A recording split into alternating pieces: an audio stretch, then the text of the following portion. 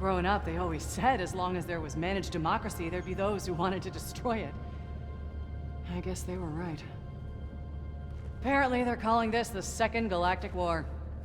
I guess that means the Great Galactic War is the First Galactic War now. Oh, which means they're gonna have to re-etch all the memorials. Well, that's the cost of war, I guess.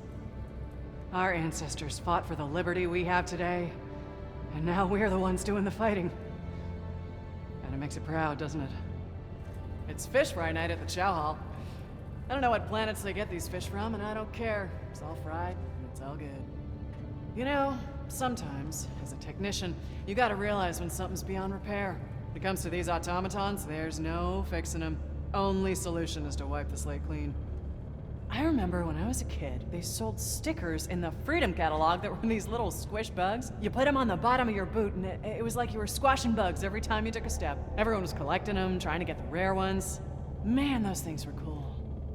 When I need some motivation, I like to read the Helldiver ethos. Picks me right up. Sometimes I read too much and get overly motivated and kind of jittery and need to put it down. If I were a Helldiver, I think my favorite enemy to kill would be the bots. I bet watching them spark and explode really lights up your freedom-loving heart.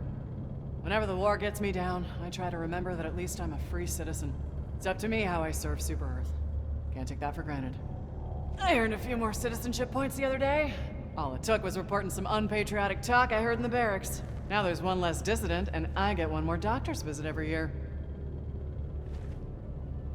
I'm hoping to raise my citizenship level by the time I retire. If I ever have kids, I'd want them to be able to purchase a small pet someday, like a goldfish. Or even a hamster. I heard the chow hall got a shipment of purples in today. They're not my favorite fruit, personally, but it's nice just to have something different. Long shift deployments are great for saving up. You get the family separation bonus, which more than makes up for the bunk and chow fees. Of course, I don't qualify for the bonus since I haven't been approved yet, but once I am, I'll have a nice nest egg saved up. Sometimes, I almost feel bad for our enemies, living without democracy. No say over their own lives, just believing whatever they're told. Sad. If I were a Helldiver, I think my favorite enemy to kill would be the bugs. It's gotta be real satisfying, hearing them crunch under your boot. You know, if it weren't for Super Earth, I couldn't even afford these high-tech tools I use every day. They lease them out to me so I can do my job. Pretty low interest rate, too. Helldiver! Every day you put yourself at risk to defend freedom and liberty, and I just want to say, thank you. When I face Super Earth for the vow of allegiance every morning, I can almost always feel where it is. Even in a brand new part of the galaxy. As much as I hate the bugs, I hate dissidents even more. They were handed freedom and chose to spit in its face. Death is too good for them. Back when I was a kid, we used to play bug killers out in the schoolyard. Whoever could kill the most bugs by the end of recess, won. Sometimes the teachers would join in too.